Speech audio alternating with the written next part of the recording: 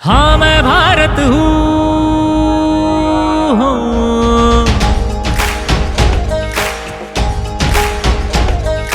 हाँ मैं भारत हूँ। हाँ मैं भारत हूँ। हाँ मैं भारत हूँ। हाँ मैं भारत हूँ। युद्ध भी हूँ, बुद्ध भी हूँ, राम भी हूँ, कृष्ण भी हूँ। हाँ मैं भारत हूँ। नमस्कार, मेरा भारत महान में सबका स्वागत है। पहले तो हम आपका धन्यवाद देना चाहते हैं। पहले जो 2 भाग थे वो कारगिल युद्ध और उनके जो वीर हैं उनको समर्पित थे। उसके लिए जो आपने प्रतिसाद दिया उसके लिए धन्यवाद। आपका सहयोग हम चाहते हैं। हम जब भी बोलते हैं भारत महान है, मतलब क्या है? विशेषता, महानता किसमें है? हाँ, विशाल देश है, विविधता से भरा हुआ है, संस्कृति अलग अलग है, भाषा अलग अलग है, पहराव अलग अलग है, आत्मा एक है, ज्योग्राफिक कंडीशन अलग अलग है, फिर भी हमारे मन में जो विश्वास है वो एक है। फिर भी इतना काफी नहीं है, आपका सहयोग हम चाहते हैं। क्यों? जब तक हम हमारे साथ जुड़ नहीं जाएंगे तब तक आपको भी मजा नहीं आएगी और हमको भी मजा नहीं आएगी। एग्जाम्पल देती हूँ, एक कर्नल सुपेकर है, उन्होंने कल मुझे याद दिलाया कि अभी जो मुर्मू है, हमारी नई राष्ट्रपति है, उसने बोला है कि अमृत पर्व में हम जा रहे हैं और इसके लिए हम सबका कर्तव्य बनता है कि हम भाग ले। तो उन्होंने याद दिलाया कि संथाल 1857 का तो हमको बंड पता है, उसके पहले ही जो पहला विद्रोह किया था ब्रिटिशों के साथ वो संथालों ने किया था। इस वीडियो में हम आपको क्या शेयर करना चाहते हैं, कौन कौन से क्षेत्र। हाँ, हो सकता है कभी कभी हम पास्ट में जाएंगे, कभी कभी जो रिसेंट टॉपिक है उसके ऊपर भी चर्चा करेंगे। हाँ, फिर भी वो चर्चा करते समय हम जोड़ने का प्रयास करेंगे पास्ट से। एक एग्जाम्पल देती हूँ, अभी एक अग्निपथ योजना चली है और अग्निवीर बनने जा रहे हैं हमारे युवक। बहुत अच्छा प्रतिसाद उन्होंने दिया है, फिर भी उसको अपोजिशन भी बहुत है। इसके बाद भी बहुत सारी बातें हैं, क्योंकि पहला आक्रमण भारत पे हो गया था ईस्वी सन पूर्व 325। उसके बाद ग्रीक आ गए, हूण आ गए, कुषाण आ गए, शक आ गए, वो एक दौर रहा। बाद में तुर्क, अफगान, मुगल, ये एक दौर रहा। बाद में यूरोपियन आ गए, पोर्तुगीज, डच, फ्रेंच, ब्रिटिश, ये और एक दौर रहा।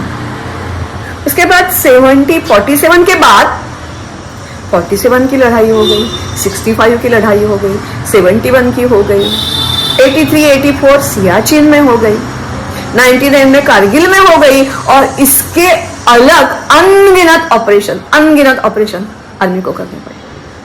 कभी कभी हम इसकी भी बात करेंगे। मतलब अलेक्जेंडर, छोटा सा एग्जाम्पल देती हूँ और आगे जाती हूँ। राजा के नाम तो गिनना मुश्किल है, मुझे भी बात नहीं है। आप कभी कभी हमको बोलेंगे कि हाँ ये है, ये है, ये है, तो हम जरूर उसके ऊपर हमको जो पता है वो ढूंढने का प्रयास करेंगे, किसी को बोलेंगे और आपके यहाँ लेकर आएंगे। टेक फॉर एग्जाम्पल, राजा की बात करें तो हमीर देव है, बप्पा रावल है, रणजीत सिंह है, और शिवाजी महाराज है, पृथ्वीराज चौहान है, राणा प्रताप है। राणा प्रताप अकेला नहीं है, उसके पूरे पूरे पूरे 1000 साल उसका जो राजपूत घराना है वो फाइट करते गया। राणा प्रताप का जो लड़का था उन्होंने 17 बार मुगलों को हराया था। बाद में उसके राज्य में न धन बचा, न सैनिक बचे, और उसको संधि करनी पड़ी, तो भी वो कभी भी दिल्ली दरबार में झुका नहीं। ऐसे कितनी स्टोरियां बताओ। हम इनकी बात करते हैं, बाजी प्रभु की बात करते हैं, मरने के बाद भी लड़ते गए। नहीं, हमारे राजाओं को सिद्धि प्राप्त थी, हमारा सिर कटा है तो भी लड़ते गए। कितने सारे एग्जाम्पल्स हमारे पास है। इतना ही नहीं, जो अलेक्जेंडर द ग्रेट आया था उसको किसने हराया? आपको तो अम्भी की बात पता है, पौरस की बात पता है, फिर भी ये पता नहीं है कि अम्भी की बहन अलका वो गुरु चाणक्य के साथ थी। गुरु चाणक्य, उनके शिष्य, तक्षशिला यूनिवर्सिटी के सारे लोग गांव गांव जाकर हर एक को सैनिक बना रहे थे। जैसे मराठी में घर है, प्रत्येक घर बने किला, वैसे बना था। इसलिए अलेक्जेंडर को युद्ध करना, आगे लेना मुश्किल हो गया था। और वो लास्ट में जिस बाण की वजह से वो बीमार पड़ गया और उसकी डेथ हो गई, वो कोई बड़े राजा ने नहीं, एक छोटी सी गढ़ी थी, उसके यहाँ से उसको जूझना पड़ा और बाद में उन्होंने उसको जख्मी किया है। तो ऐसे बहुत सारी बातें जो हमको पता नहीं होती है, क्योंकि हमारे पास टाइम कम होता है। हम इतिहास के स्टूडेंट होते हैं, ऐसा नहीं, मैं भी नहीं हूँ, फिर भी भारत माँ का प्यार मुझे ये सब करने के लिए प्रोत्साहित करता है। ये जो आ गए आक्रांता, वो इधर के ही हो गए। किसी ने बुद्ध धर्म अपना लिया, किसी ने वैदिक धर्म अपना लिया, और आजकल बोलते हैं जो जाट है, राजपूत है, ये इनके लोगों के ही पूर्वज है। इंडो ग्रीक कल्चर नहीं इधर आ गई। फिर भी जो तुर्क और अफगान आ गए, वो एक हाथ में कुरान और दूसरे हाथ में तलवार लेके आ गए। उनका जो मकसद था वो अलग था। हम उसके ऊपर ज्यादा बात नहीं करेंगे। फिर भी मैं इतना बोलना जरूर चाहती हूँ कि जिसको हम मागास बोलते हैं, नॉर्थ ईस्ट एरिया, उधर ओहम राजे राज करते थे। और वो जो ओहम राजे ऐसे हैं, उन्होंने कभी भी किसी भी आक्रांता को, जो ब्रह्मपुत्रा नदी है वो पार करके उधर नहीं आने दिया। दूसरी बात हम कश्मीर की करते हैं। कश्मीर भी हमारे हाथ से गया, लड़ाई में हार कर नहीं गया। अभी जो हमने कश्मीर फाइल देखी, वो एक पहला पलायन नहीं था, ये 9वां पलायन था। क्यों करना पड़ा, उसकी स्टोरी अलग अलग है। दूसरी बात हम करेंगे, महान क्यों महान है? खाली राजा महान थे? नहीं, रानियां भी महान थी। कितने नाम गिनाऊं? आपको तो 2-4 ही नाम पता है। अहिल्या देवी और रानी लक्ष्मी, नयका देवी है, कुरुमा देवी है, हड़ा देवी है।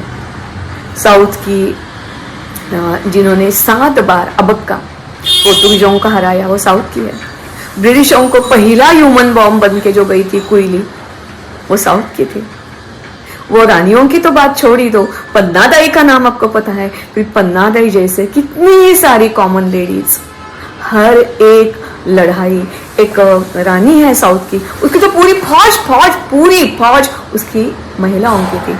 अबक्का के पास और कितने सारी रानी, उनके पास अपनी लेडीज लोगों की फौज होती थी। कॉमन लेडी भी युद्ध करना जानती थी। बहुत सारी बातें। खाली युद्ध में हम महान थे? बिल्कुल नहीं।